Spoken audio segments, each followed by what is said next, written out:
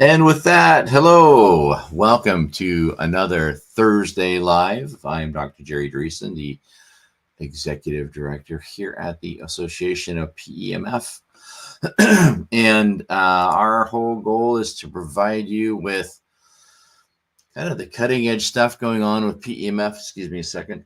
With the PEMF stuff that's going on in the world, but also to help give you the tools that you need to not only grow your PEMF business, but those of you that are looking for the first time on what is this whole PEMF thing. And so today's broadcast is going to be about differentiating between EMF and PEMF and what that's all about. So explaining the safety to skeptics, because we've all heard about how EMF bursts can wipe out a city. We've got power lines that have this EMF coming out there, and that's poisonous to the body. So how does that differ between this PEMF thing that you have and EMF? So today I want to go through some of the things that people are talking about. And of course, we like to start out with some questions. And if you have any comments, please feel free to drop them in the comment section too. But what's the scariest EMF headline that you've seen, right? We've seen like with birth rates, or fish with three heads, things like that. When it comes to EMF, the main thing, of course, that we want to dispel is what is the difference between them. And so we've got ambient EMF, so that's the signal that's or the cloud that we walk through. So we've got Wi-Fi, we've got cell towers, and then there's therapeutic PEMF. And probably the biggest difference that I can tell you is that it's like the difference between sunlight and a laser pointer. It's the same physics, but it's a different dose and a different intent. And one of the things that is different with PEMF is that letter P, which means pulsed. And it's a nanopulse. So it happens at such a high frequency that we don't know that's what's going on, but it also delivers Earth's magnetic field frequency in a microburst pulse versus constant on and all frequencies, which is what we talk about when you're walking under power lines, or like you've got your cell phone, those types of things. And so that's probably the biggest difference to talk about. And then just kind of dispelling some myths. So all EMF is carcinogenic. And you have to be careful where you live. If you're inside this power line, it'll cause cancer. Again, if you're in this big cloud of electromagnetic frequency, it's going to disrupt your cells. And so getting out of that toxic cloud would be important to do. And in the health field, it's making sure you're taking the antioxidants to help with that when you're inside those places. But then also it's the amount of power. So the closer you are to the source, the more it can be a problem. And again, free radicals bouncing around. We get bombarded with free radicals all day long through the sun, through like I said, these different power lines, being in a building with fluorescent lights. We're constantly being barraged with these things, but our body does a great job with antioxidants going in and knocking out these free radicals. So that's, to some point, that EMF is carcinogenic. It creates free radicals, and then you start going down, well, what is a free radical? What does it do? Then you can see that the more free radical damage your cells have in a lifetime, the more problematic your body can become if it's not able to fight these off. Myth number 2, PEMF devices fry your cells. Nope. That's I mean, this is a legit question that people will bring. It's like, well, isn't this harming me?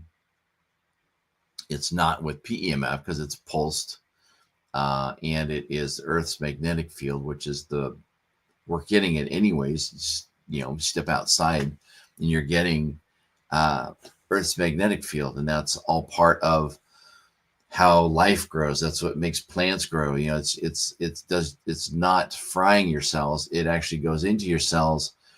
It helps the organelles inside the cell. One of them is called the mitochondria. It helps it function better.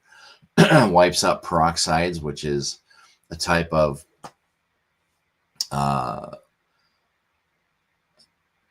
toxicity that your body needs to get rid of. So getting rid of the peroxides in the body that the free radicals can cause.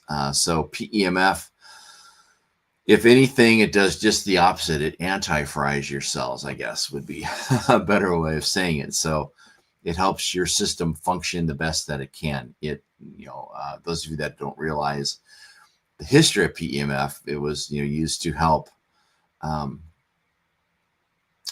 with seeds, as far as getting them to grow and the plants to be healthy. And that's where they started looking at the different frequencies in what they do. And the more they were in line with the specific frequency of Earth's magnetic field, then seeds would germinate a lot better, healthier, stronger.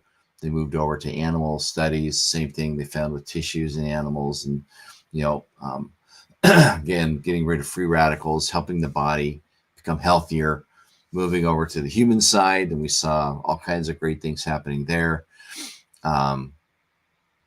Refreshing muscles. There's, FDA approval for some of these things going on.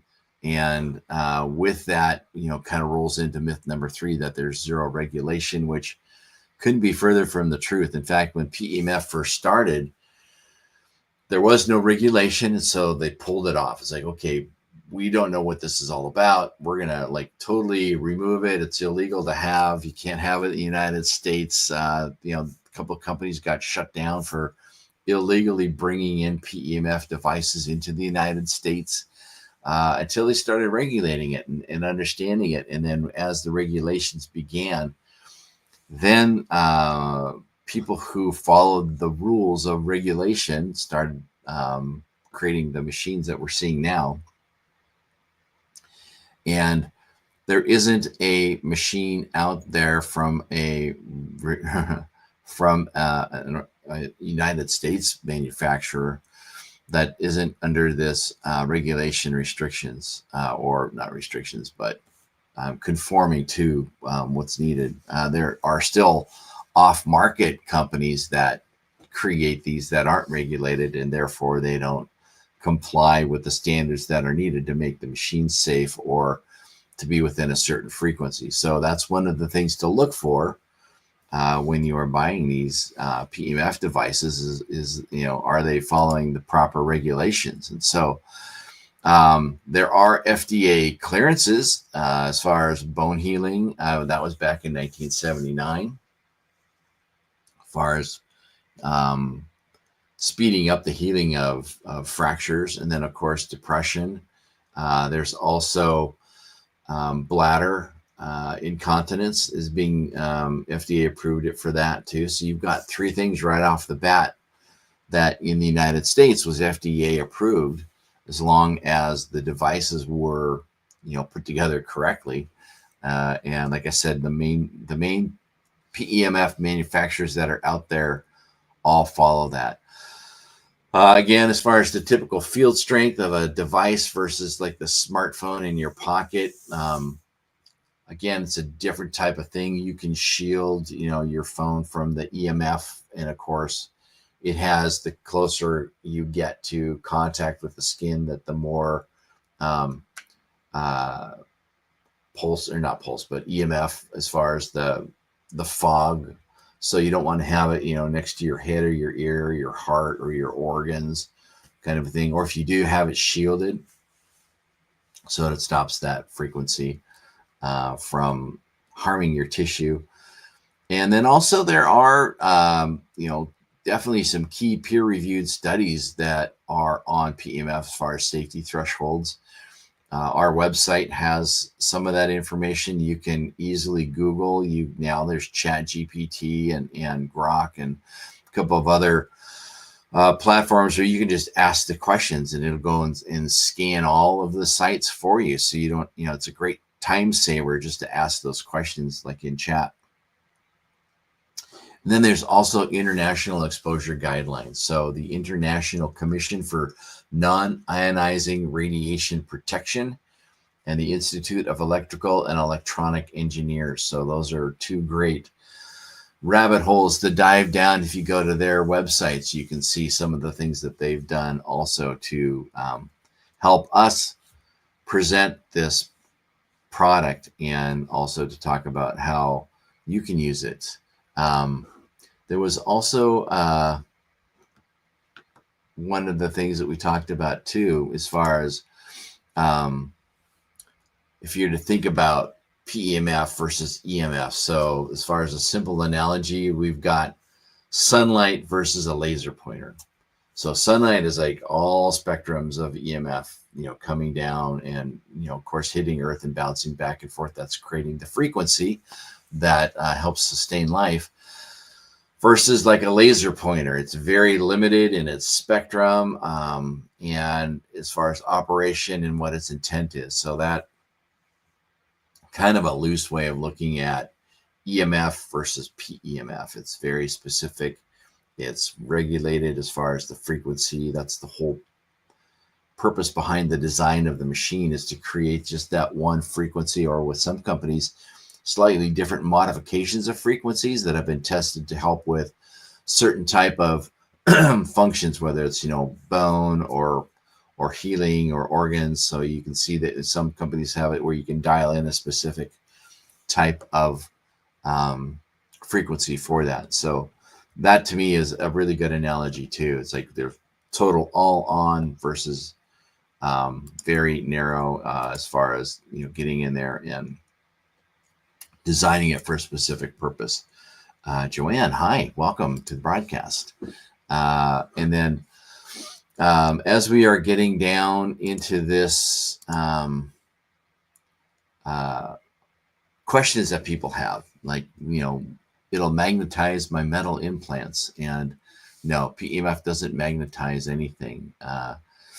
It, again, does not have the properties to do that.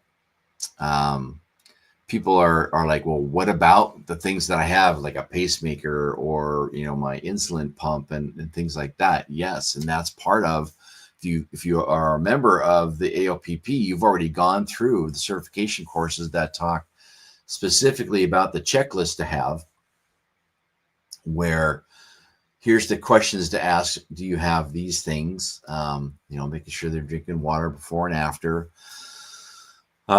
Using a towel for a buffer for spacing in between if it's too strong to start with. All of those things are taken care of inside our membership portal if you're thinking about it. But we even have a certification on those of you that just want to know about PEMF in general versus actually going out and using it as a business.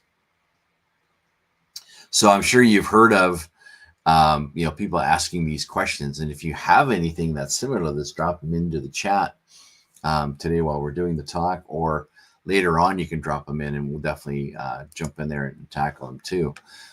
But as far as you yourself, if you are interested in PEMF, or if you have a business that uses PEMF, again, the best thing is CYA, and use certified devices, follow the manufacturer guidelines,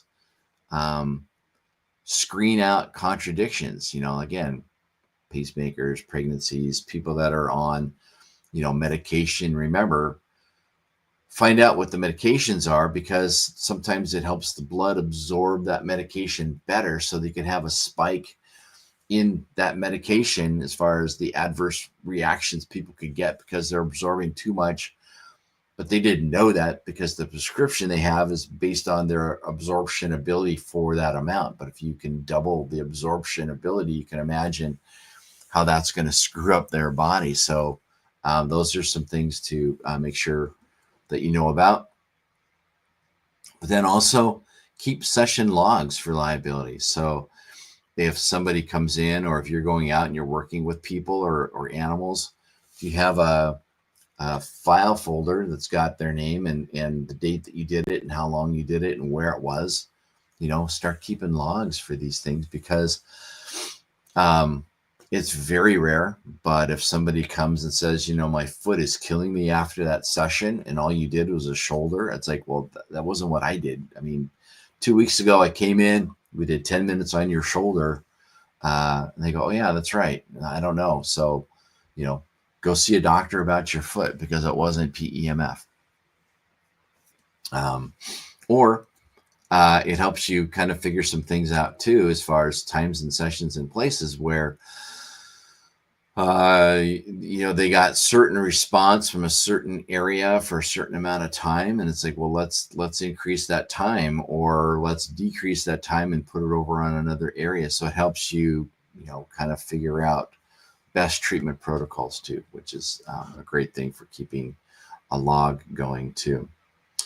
So with that, we're going to wind her down for today. And again, it's kind of short, but it's very important, because people are going to talk about, well, I hear in the word EMF on PEMF. So is this the same stuff as what we're, told not to be around? And hopefully today's talk gives you a little bit more information on how to dispel that, and how your device hasn't anything to do with power lines or phone or, anything else that's Wi-Fi, 5G, those things that people have concerns about, and how PEMF is not that.